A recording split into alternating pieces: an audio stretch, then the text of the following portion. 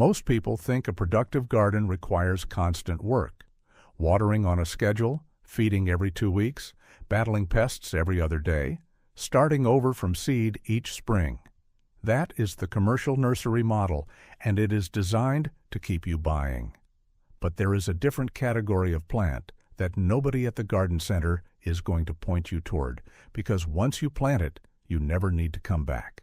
University of Vermont Extension published data showing that perennial food plants produce yields comparable to annual vegetables after establishment, with roughly 80% less labor input per pound of food harvested. 80%. And the Rodale Institute has documented home food systems built almost entirely on self-seeding and perennial crops that have been producing continuously for over 2 decades without a single replanting.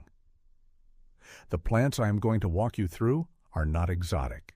Several of them are probably already growing somewhere on your property right now, and you have been treating them as weeds. Some were staple crops for entire civilizations before industrial agriculture replaced them with things that need more inputs and ship better. A few of them will produce food in the same spot for 30 years without you doing anything except harvesting. I have dug into the actual yield data, the establishment timelines, the real mistakes that cause people to give up on these plants in year 1, and the specific varieties that outperform everything else in their category. Stay through to the end. The last plant on this list does something no other vegetable can do, and it belongs in a spot on your property that is currently producing nothing. The first plant most people overlook is also the one with the strongest case for being the single most productive food plant per square foot in a temperate garden. Asparagus has a reputation for being slow and fussy. Plant it, wait 3 years, maybe get a handful of spears. That reputation is almost entirely the result of people making one avoidable mistake at planting time, which I will get to in a moment. Here is what the actual numbers look like. A mature asparagus bed, meaning one that is 4 years or older, produces 24 to 30 pounds of spears per 100 square feet per season. That harvest window runs 6 to 8 weeks in spring and comes back automatically every single year for 20 to 30 years from a single planting. Retail asparagus runs $2 to $4 per pound. You're looking at $50 to $120 worth of produce from a 100 square foot bed every spring for 3 decades from one planting decision. The mistake that kills most asparagus projects is harvesting too early. People plant crowns, see spears in year 2, harvest them, and the plant never builds the root mass it needs. Let every spear grow into full fern for the first 2 years. Do not touch them. By year 3, you have a root system that will outlive the next owner of your property. Jersey Knight and Jersey Supreme are the varieties with documented disease resistance and yield consistency. Plant crowns, not seed. Crowns get you to first harvest a full year faster. Amend the bed deeply before planting because that soil needs to support 30 years of production. Do it once and do it right. The second plant is one that gets confused constantly with its weedy relatives, and that confusion has caused most gardeners to rip it out of exactly the spot where it was about to become genuinely useful. Sorrel. French sorrel specifically, not the broad-leafed variety that overtakes everything. This is a perennial green that emerges in late winter, sometimes while snow is still on the ground, and keeps producing edible leaves until hard frost. Ohio State University Extension describes French sorrel as one of the most cold-tolerant perennial vegetables available to home gardeners in temperate climates. The flavor is bright, lemony, and acidic in a way that makes it valuable in cooking rather than just edible. One established clump produces harvests every 2 to 3 weeks throughout the growing season. You cut it back, it regrows. You cut it again, it regrows again. After 3 or 4 years, divide the clump, and you have doubled your planting for free. The mistake people make with sorrel is letting it bolt and set seed in summer. The moment you see a flower stalk forming, cut it off. Letting it go to seed exhausts the plant and reduces leaf production. Cut the flowers every time they appear, and the plant redirects all its energy back into leaves. That is the entire management requirement for a plant that will feed you for 15 years. Jerusalem artichokes are the third plant, and they are also the one most likely to already be growing somewhere on your property if you live in the eastern half of the continent, because they are native here and they spread. That spreading is the reason most gardening references treat them with caution. But in the right location, with the right variety, and with a basic understanding of how they work, they are one of the most productive calorie crops a home gardener can grow. Here is the core fact. A single planting of Jerusalem artichokes produces 100 to 150 pounds of edible tubers per 100 square feet. That is not 100 square feet of bed space, that is 100 square feet of whatever marginal ground you give them. Slope, poor soil, partial shade, dry conditions. They do not care. The tubers are high in inulin, a prebiotic fiber, and the plants grow 6 to 12 feet tall in a single season, providing a windbreak or privacy screen while they produce food underground. Stampede is the variety with the most consistent early yield and the mildest flavor. The digestive side effects that give Jerusalem artichokes their unfortunate nickname are real but manageable. Roasting them rather than eating them raw breaks down a significant portion of the inulin, and most people find them completely fine cooked. The mistake is planting them without a physical barrier. Corrugated metal edging buried 12 inches deep around the planting area keeps them from migrating into spaces you do not want them. Do that at planting time. The fourth entry is one that takes 2 minutes of explanation to understand why it belongs on this list, because most people hear the name and picture a weedy roadside plant they have driven past 1,000 times without stopping. Stinging nettles. Not because you should eat them raw, because you absolutely should not. But blanched, steamed, or dried, the sting is completely neutralized, and what you are left with is a vegetable with a nutritional profile that makes spinach look underdeveloped. Iron content roughly 3 times that of spinach per 100 grams. Vitamin C, significant calcium. A flavor that is rich and slightly mineral, closer to chard than lettuce. A single established nettle patch produces harvestable growth from early spring through early summer, then again after a midsummer cutback. One patch, properly sited, will produce for decades. The University of New Hampshire Cooperative Extension has published documentation of nettle stands that have been harvested continuously for over 40 years in the same location. Gloves and long sleeves at harvest. That is the total management burden. The mistake is placing them where people or animals will accidentally walk through them. Plant at the back edge of a bed, against a fence, or in a corner where they are out of traffic but accessible. Once established, there is nothing to do except harvest and dry or blanch immediately. Rhubarb deserves its place on this list for one reason above everything else. It produces food in a part of the season when almost nothing else does. Early spring. While your soil is still cold, while your annual seeds are sitting in a drawer waiting for last frost, rhubarb is already putting up stalks you can harvest and cook.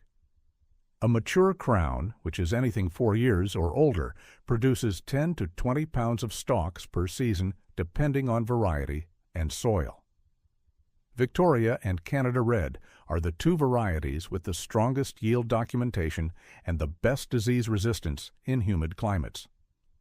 Rhubarb needs one thing to thrive long-term, a deep cold dormancy period. If you are in a zone with genuine winters, rhubarb will reward you indefinitely. If you are in Zone 8 or warmer, it struggles. For everyone in Zone 7 and colder, a single established crown planted in rich, well-drained soil will produce reliably for 25 years or more. The leaves are toxic. Do not eat them. Do not compost them into a pile that animals access. Stalks only. That is the one fact that matters for safety. The mistake people make is harvesting too heavily in the first 2 years. Pull no more than 1/3 of the stalks in any single harvest, and stop harvesting entirely by midsummer so the plant can rebuild energy stores for next year. Push it too hard in years 1 and 2, and the crown weakens. Give it patience, and it will outlive your garden beds. Walking onions are the 6th plant, and they are, without exaggeration, the most self-sufficient allium you can grow. The name comes from what they do at the end of the season. The top of each stalk produces a cluster of small bulbils. Those bulbils get heavy, the stalk bends toward the ground under the weight, and the bulbils plant themselves wherever the stalk touches soil. The plant literally walks across your garden, replanting itself each year, expanding its footprint without any help from you. Each plant also produces a harvestable bulb at the base, greens throughout the season that taste like a mild scallion, and those top-set bulbils, which can be used in cooking or replanted. You are getting 3 harvestable products from one plant that manages its own reproduction. North Carolina State Extension research on perennial alliums confirms that established walking onion beds require no replanting, minimal fertilization after the first year, and produce continuously for at least 15 years. The mistake is not containing them. They are not invasive in a harmful sense, but they will colonize more bed space than you intended if you do not harvest the bulbils before the stalks bend. Harvest half of each cluster for eating and let half plant naturally. That keeps the colony size stable while maintaining your supply. Good King Henry is the 7th plant, and it is one that most seed catalogs in the United States still do not carry, which is exactly why it belongs on this list. It was a staple vegetable across Europe for centuries before spinach replaced it as the preferred spring green. The leaves can be cooked like spinach. The young shoots in early spring can be eaten like asparagus. The seeds, though tiny, are edible and nutritious. One plant provides 3 distinct harvestable products across 3 different parts of the season, and it does this from the same spot year after year with no input beyond initial planting. It tolerates partial shade, poor soil, and drought once established. The mistake is expecting it to produce heavily in year 1. Like most perennial vegetables, it spends its first season building root structure. Let it grow fully in year 1. Harvest lightly in year 2.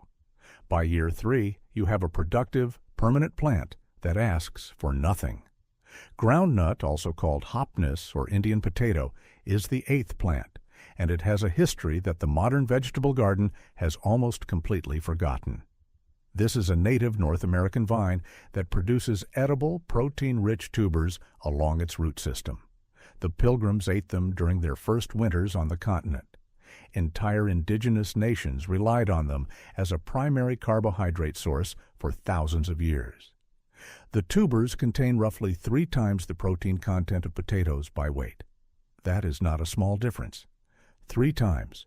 They grow on a vine that reaches 6 to 10 feet, tolerates wet soil conditions, partial shade, and even periodic flooding, which makes them useful in exactly the spots where most vegetables fail completely.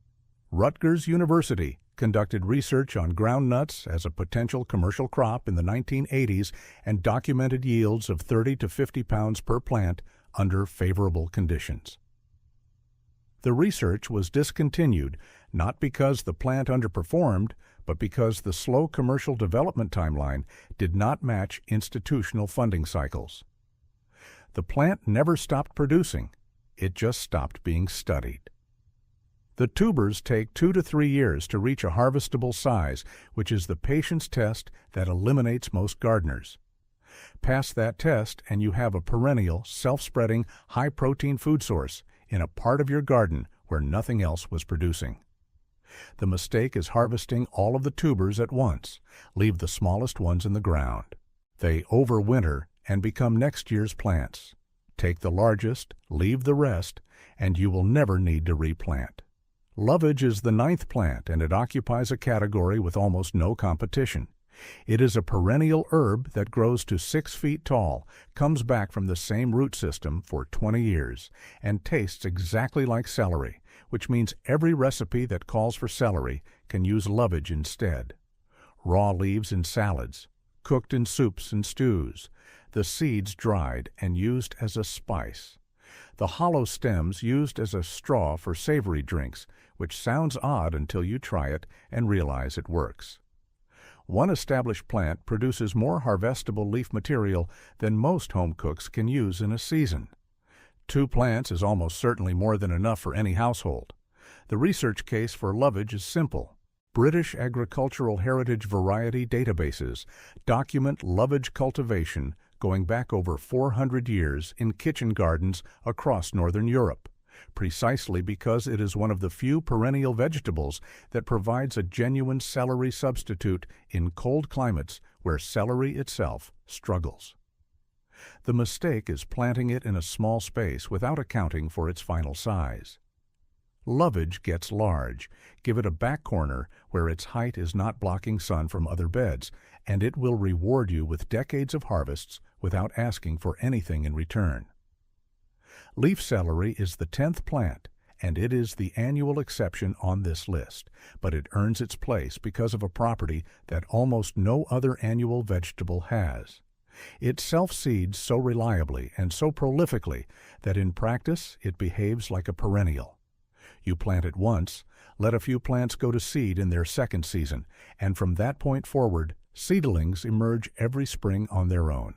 You are not replanting. You are thinning. The flavor is more intense than grocery store celery. The leaves are smaller and more tender. And because you are growing it for leaf mass rather than the thick stems that commercial celery requires months of blanching and staking to produce, it requires almost nothing from you except thinning the volunteers that appear each spring. This is the gateway plant for understanding what a self-sustaining garden actually looks like in practice. Mastodon and Parcel are the 2 varieties with the strongest self-seeding documentation. Plant either one, let a few plants bolt in year 2, and your celery supply becomes self-managing. The last plant is the one I flagged at the beginning, and it belongs in the worst spot on your property. The shadiest corner, the dry strip along a wall, the patch under a tree where nothing else grows. Turkish rocket, also called Buneus orientalis, is a perennial member of the mustard family that produces edible leaves, edible flower buds that taste like broccoli rabe, and edible young seed pods. It tolerates shade that would kill most vegetables. It tolerates drought. It tolerates compacted soil. It produces from early spring through early summer, goes dormant in heat, then rebounds in fall for a second harvest window. Royal Botanic Gardens. Kew has documented it as one of the most stress-tolerant perennial food plants available for temperate climate gardens. Nothing else on this list will produce in the conditions it handles. That dead zone under your tree is not a dead zone anymore. Establish it this year, and you will be harvesting from that spot in early spring for the next 20 years. Here is how to use all of this. You are not building a garden. You are building a system. Asparagus and rhubarb cover your early spring hunger gap when nothing else is ready. Nettles and sorrel follow immediately after. Walking onions provide allium harvest across the whole season without replanting. Lovage and leaf celery cover your cooking herb needs indefinitely. Jerusalem artichokes and groundnuts produce in the marginal spaces. Good King Henry and Turkish rocket colonize the difficult spots where annual vegetables would fail. Map the problem areas on your property first. The wet corner, the dry strip, the shaded patch, the open sunny area that currently grows nothing useful. Then match the plant to the problem. Every entry on this list was selected because it solves a specific site condition in addition to producing food. That is the difference between plants that belong in a catalog and plants that belong in the ground. Plant one of these this season. Just one. Let it establish. Watch what it does in year 2 and year 3 without your help. Because the moment a plant starts producing on its own schedule without waiting for you, everything changes about how you think about growing food.